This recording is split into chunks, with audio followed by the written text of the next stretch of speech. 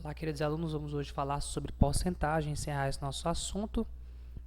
Sim, não encerrar, mas tentar compreender o máximo que a gente puder aqui reter para que a gente possa usar esse conhecimento de porcentagem nas nossas próximas aulas, né? Porque nós vamos entrar na matéria do sistema monetário e a gente vai usar um pouco de porcentagem. Quando a gente for estudar outros cálculos lá na frente de gráficos, vamos provavelmente usar a porcentagem.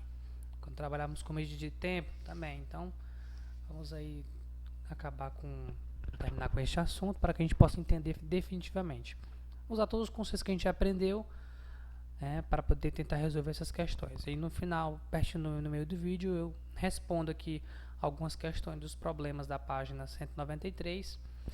Aí vocês tentem fazer o restante, né, para ver se vocês realmente entenderam o assunto da página 194. 193 e 194. Então vamos começar. Porcentagem. Nossa agenda. E o assunto porcentagem. Vamos lá. Você vê que o nome porcentagem significa por 100. E tagem, a tagenzinha que divide ele. Então, quando a gente fala esse símbolo de porcentagem, nada é mais do que ele está dizendo que é algum número que vai estar dividido por 100. Se você prestar bem atenção, esses dois zeros são essas duas bolinhas. E essa tarja que passa aqui no meio, a tagem, né, vamos tentar como se fosse o significado de tagem para ficar melhor de assimilação, é o tracinho que corta a fração. Então, quando eu falo 5%, eu estou dizendo que é esse 5 por 100. Entenderam? Muito simples, né? 5%. E dentro da porcentagem, nós trabalhamos com duas palavrinhas mágicas. É o desconto e o juros. Eu acho que são palavras que vocês já veem no dia a dia, em propagandas, ou até mesmo quando você vai comprar alguma coisa na loja ou na internet, você vê seu pai conversando. Eu tive um desconto. Eu vou pagar juros por causa disso. Então, quando a gente pensa em desconto, você tem que pensar... Gente, isso aqui é um parênteses, viu? Quando nós pensamos em desconto, devemos pensar em menos. E quando pensamos em juros, devemos pensar mais. Não a conta. Não estou falando que deve ser uma conta de menos ou uma conta de mais. Você deve pensar que todo cálculo que você está pensando em desconto, esse valor vai ter que ser diminuído, vai ter que ser abatido, não importa como. Ou através de uma subtração ou de uma divisão. Já quando você fala em juros, quer dizer que o valor daquela conta tem que aumentar. Não pode ser um valor menor, não pode diminuir. Então, juros mais multiplicação. Você tem que pensar assim. Sempre que ele vai aumentar em questão de juros. Entendeu? Deixa eu limpar aqui a nossa tela aqui para a gente continuar. Muito bem. Então, pensando nisso, você pode fazer qualquer cálculo. Por exemplo, lá na página 193, nós temos o item 1, primeira questão, que diz assim: uma família de 4 pessoas, como eu expliquei para vocês, pessoal, sempre nós botamos os dados para saber o cálculo que nós estamos fazendo. Então, 4P, P de pessoas. E eles têm uma renda, olha a renda dele, renda de 5 mil.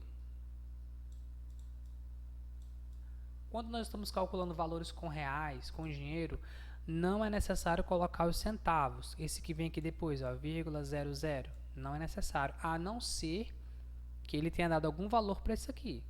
Mas se ele não deu nenhum valor, você não precisa colocar esse 00. Só basta 5 mil. Do total dessa renda, ele diz que 50%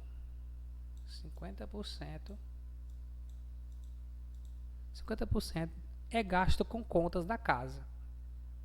E ele diz também que 20%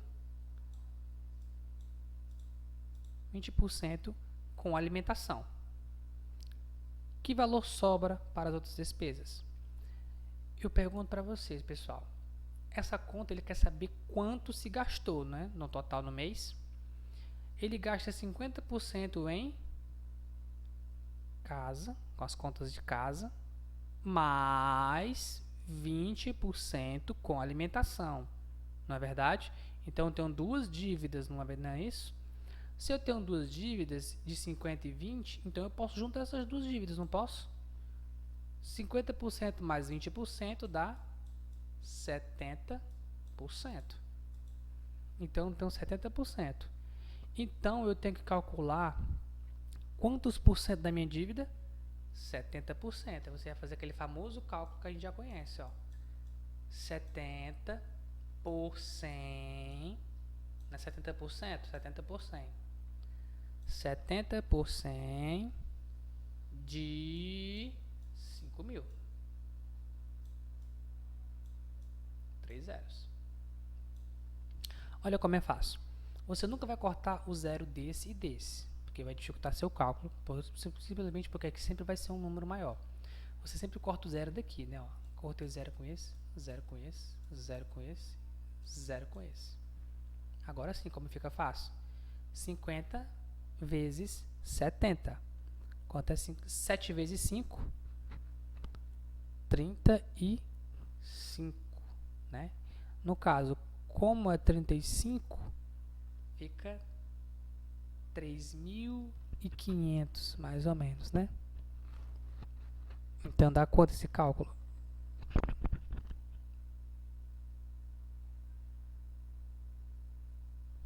3.500, né? Vou botar aqui o valor. Pronto, 3.500. Esse 3.500 é a minha resposta? Não, porque 3.500 é o dinheiro que eu gasto com as contas. É o dinheiro que a família gasta com as contas. Na verdade, eu tenho que subtrair, né? Ó, 5.000 menos 3.500 para saber quanto sobra, não é isso? Então, 5.000 menos 3.500 vai dar, vou botar a resposta aqui desse lado. 5.000 menos 3.500 vai dar 1.500. Não é isso? A resposta é 1.500. 3.500, 5.000 menos 3.500 dá 1.500. Então, a sua resposta vai ser que sobra 1.500 para as outras despesas. E aí foi a primeira questão, 193, página 193, questão 1. Vamos lá, próxima questão, questão número 2. Vamos lá, tentem fazer comigo. Agora eu vou mudar um pouco o cálculo, vou tentar fazer de maneira diferente, né? Para mudar a perspectiva de vocês. Em uma caixa há 200 bolinhas. Muito bem, 200 bolinhas de diferentes cores. Acompanhem comigo, lá na página 193, questão 2. Há 200 bolinhas de diferentes cores. Aí no item A ele pergunta, se 6 em cada 10 são azuis, qual é a porcentagem de bolinhas azuis? Bom, ele fez o cálculo de 6 em 10. 6 em 10. Então, se são 6 em 10, então eu posso concluir que 10 é um total completo. Então, seria equivalente a 100%. E se 10 é 100%, 6 é 60%. Muito bem. Se você entender essa parte, você pode continuar o vídeo. Se não, você volta. Simplesmente aqui, ele fez uma comparação de valores. Então, você vai seguindo o que a questão está pedindo. Então, se 60% é a porcentagem de bolinhas azuis, 6 em cada 10 é o mesmo que 60 em cada 100, ou seja, 60%. Essa é a resposta. Né? Pensa comigo. Se 6 em cada 10 são azuis, agora vamos fazer a multiplicação. Vamos multiplicar isso por 10. O 6 por 10 e o 10 por 10. Ficaria 60 e 100, né? Então, a cada 60 bolinhas, a cada 100 bolinhas, 60 são azuis, né? Então é 60%. Isso é o item A. Ele simplesmente, pessoal, fez uma multiplicação de frações. É como se aqui fosse fracionado. É aquela velha questão assim, ele montou essa fração, ó. 6 por 10. 6 por 10. Aí você pensa, professor, 6 por 10 não tem nada a ver com a questão. Como é que eu vou trazer isso para a questão? Bom, não são 200 bolinhas? Então você multiplica por um valor que dê as 200 bolinhas. No caso, não tem nenhum que dê 200 bolinhas. Você pode multiplicar por qualquer um que o 6 não vai ter na hora que multiplica por 200. Mas você pode multiplicar por um número em que esse 10 vire 100, para ele se transformar em 100%. Se eu multiplicar 10 por 10, ele vira 100. E se eu multiplicar 6 por 10, vai dar 60. E 60 por 100, a gente aprendeu que ele é 60%. Deixa eu usar outra cor aqui, amarela, ver se fica melhor. 60%. Entendido? Então vamos para B. Item B. Item B diz: qual é a quantidade de bolinhas de outras cores? Ele quer saber a quantidade, gente. Não é a porcentagem. A quantidade. Pensem comigo. 60% das bolinhas são que cor? Azuis. Se 60% são azuis, sobra quanto do total? 40%, né? E esses 40% são de quê? Das outras cores. Outras cores. Então, você vai calcular 40% de 200. Então, fica 40 vezes 200. Mas é 40 sozinho? Não. 40, aqui não é 40%? Então, tem que ser 40 por 100. Faz aquele cálculo, né? Corta, corta, corta, corta. 40 vezes 2 é igual a 80 bolinhas. Então, a gente tem 80 bolinhas de outras coisas. Aqui é a resposta da B. Resposta da A. Resposta da B. E assim você vai fazendo o cálculo da primeira e da segunda, sempre nesse mesmo ritmo. Eu vou montar com vocês a terceira questão para vocês tentarem responder. Vou montar aqui, porque eu acredito que fica muito mais fácil quando a gente monta, né? Terceira questão. Em uma escola há 2.500 alunos. Olha a informação que ele me deu. Tem 2.500 alunos. Desse número, 60% são garotos. 60% são garotos. São boys. Vou botar aqui B de boys. B de boys. 60% são garotos. Quantas garotas há nessa escola? Gente, pensem com calma. Se 60% são garotos e o total 2.500 representa quantos por cento? Representa o total. E o total é quanto? 100%. 100%. 2.500 é 100%, que é todos, tanto menino como menina. Se 60% são garotos, quantos por cento são garotas? Exatamente, 40% são garotas.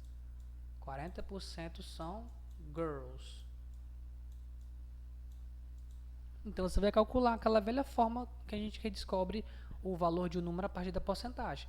40%, como é que eu escrevo? 40 sobre 100 de quanto? De 2.500.